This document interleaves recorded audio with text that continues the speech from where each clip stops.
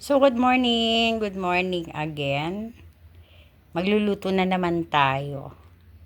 So, this time, maglulutuin ko is laing. Yan, laing. Gabi. Bicol pa rin. Tapos, magprito tayo ng galunggong. Ayan. Yung malalaking galunggong, hinati ko kasi sobra siyang malalaki. Ando, nabulol ako. And, of course, ayun, ang ating gata. And ang pangalo natin sa laing ay ang ating pork. Yung Bicol Express ko, hindi nila naubos. So, may natira. Yan, pwede halo sa laing. Kasi laing, masarap pag may alamang and pork. Diba? So, para tipid-tipid is life. Ganyan. So, ayan ang ating lulutuin for today's video. So, yan, start na tayo. Prituin ko muna yung isda before ako magluto ng laing. Okay? So, ayan, nakasalang ang ating fish. Ituhin muna natin siya. Tatatlo lang siya. Pero malalaki naman.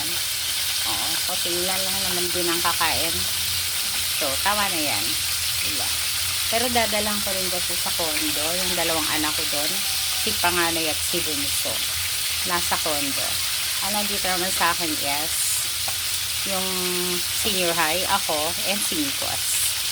Kami naman tatlo. Then, yung isa kong anak, may asawa na kasi. Nag-iisang babae, may asawa na siya. So, mga boys lang ang kasama ko. Diba? Ayan, hintayin natin maluto. Tsaka pa lang ako maggulay. Okay? Now, luto na ang ating prito. Ayan na siya. So, andito na tayo. Magulay na tayo. Ayan, tingnan nyo. Puno-puno sa kawali. Pero mamaya yan din naman yan. Konti lang yan. Syempre. So, lulutiin muna natin siya ng konti sa tubig. Before natin siya lagyan ng gata. Oo. Kasi para umupa siya. Grabe punong-puno siya. Okay? Ayan na siya. Medyo okay na. Nilagay ko na rin yung pork. Then, lalagay na tayo ng gata. Okay. Gata. Pag kulang ng gata, meron pa tayo ditong isa. So, meron pa tayong ilalagay. Feeling ko, kasi konti lang naman siya. Kanina punong-puno siya, diba? So, ayun na lang siya. Ngayon, konti na lang siya. So, tatry natin kung okay na yung gata na yan. Pag kulang, dagdag. Okay? So, feeling ko kulang siya. Dagdagan natin. Ayan. O, siguro okay na yan. Kasi wag naman masyadong pure.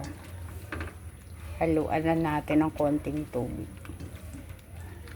Kasi nakakaumay naman pag masyadong pure ang gata.